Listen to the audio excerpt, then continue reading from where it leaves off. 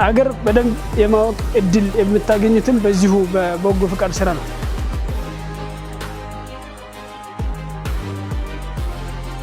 ስሜ ዑመር አሊ ዑስማን እባላለሁ።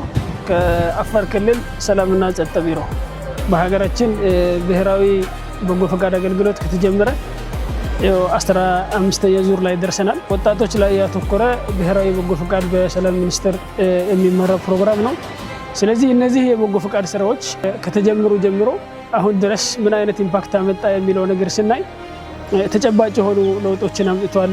አንድ ሁለት ተብሎ ሊቆጠር የሚችል ኢምፓክት አምጥቷል ማለት ይቻላል ማለት ነው። አንደኛ ብሔራዊ መግባባት ከመፍጠር አንፃር፣ የሰላም ግንባታ ከማጠናከር አንፃር፣ ክልሎች እርስ በእርስ በደንብ እንዲተዋወቁ ከማድረግ አንፃር፣ የአንዱን ባህል ሌላኛውን ባህል እንግዳ የሚሆንበት ሁኔታ ቀርቶ የሆነ ክልል አካባቢ ላይ ያለው ባህል እምነትና ቋንቋ የሆነ አካባቢ ላይ በተመሳሳይ መልኩ እንዲታወቅ ከማድረግ አንፃር፣ እንዳጠቃላይ አንድነትን ከመፍጠር ሰላምን ከመገንባት አገርን ከማሳደግ አንፃር ከፍተኛ የሆነ ተጨባጭ ለውጦች እያመጣ ያለበት ሁኔታ ነው ያለው ማለት ነው።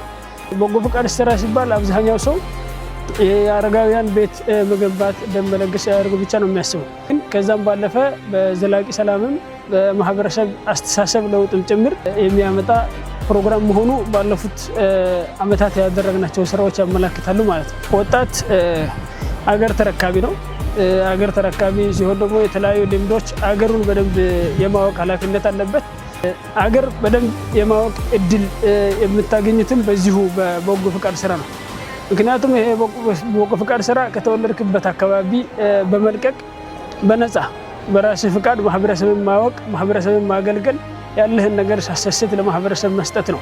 ሀገርን በተሻለ መንገድ የመረዳት እድል የሚፈጥር ፕሮግራም ነው።